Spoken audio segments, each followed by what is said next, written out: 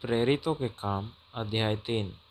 पतरस और यूहन्ना तीसरे पहर प्रार्थना के समय मंदिर में जा रहे थे और लोग एक जन्म के लंगड़े को ला रहे थे, जिसको वे प्रतिदिन मंदिर के उस द्वार पर जो सुंदर कहलाता है बैठा देते थे कि वहाँ मंदिर में जाने वालों से भीख मांगे।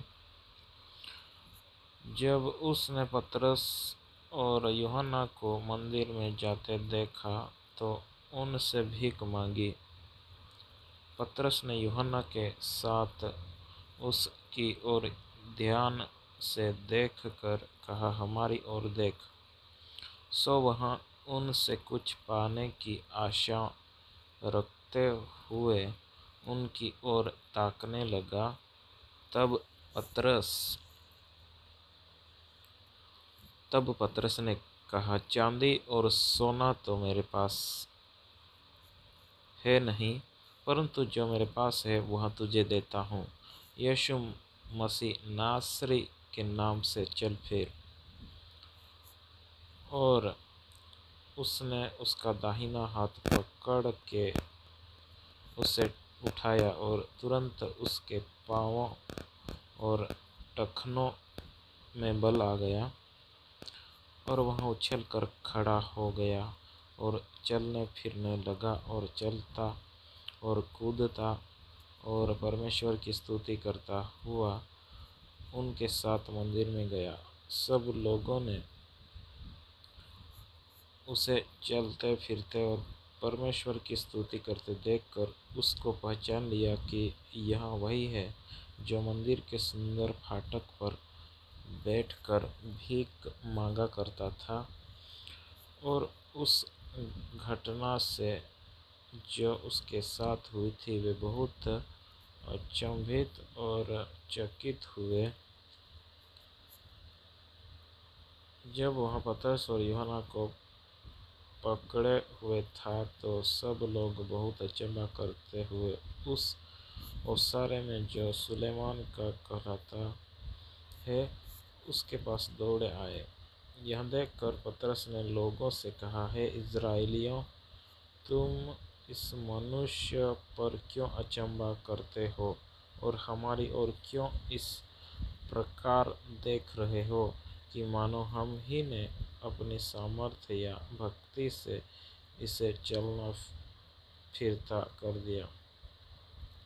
इब्राहिम और इसहाक और याकूब के परमेश्वर, हमारे बाप दादों के परमेश्वर ने अपने सेवक यीशु की महिमा की, जिसे तुमने पकड़वा दिया। और जब पिलातुस ने उसे छोड़ देने का विचार किया तब तुमने उसके सामने उसका इनकार किया।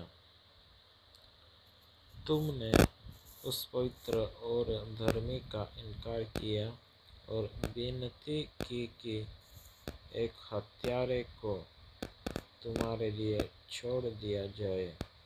और तुमने जीवन के कर्ता को मार डाला, जिसे परमेश्वर ने मरे हुओं में से जिलाया।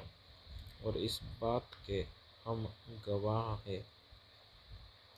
और उसी के नाम ने उस विश्वास के द्वारा जो उसके नाम पर है इस मनुष्य को, जिसे तुम देखते हो और जानते भी हो, सामर्थ्य दी है। और निश्चय उसी विश्वास ने जो उसके द्वारा है, इसको तुम सब के सामने बिल्कुल भला चंगा कर दिया है। और अब हे भाइयों, मैं जानता हूँ कि यह काम तुमने अज्ञानता से किया और वैसा ही तुम्हारे सरदारों ने भी किया। परंतु जिन बातों को परमेश्वर ने सब भविष्यद्वक्ताओं के मुख से पहले ही बताया था कि उसका मसीह दुख उठाएगा, उन्हें उसने इस रीति से पूरा किया।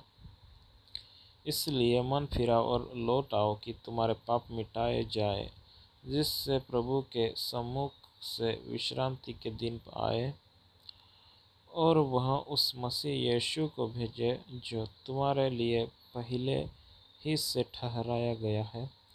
अवश्य है कि वह स्वर्ग में उस समय तक रहे जब तक कि वह सब बातों का सुधार न कर ले, जिसकी चर्चा परमेश्वर ने अपने पवित्र भविष्यद्वक्ताओं के मुख से की है, जो जगत की उत्पत्ति से होते आए हैं।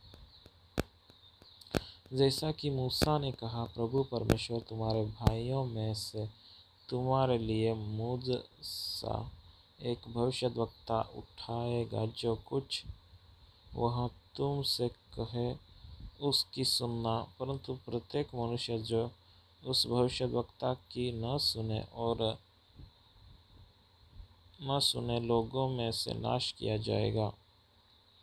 और शमूएल से लेकर उसके बाद वालों तक जितने भविष्यद्वक्ताओं ने बातें की है, उन सब ने इन दिनों का संदेश दिया है।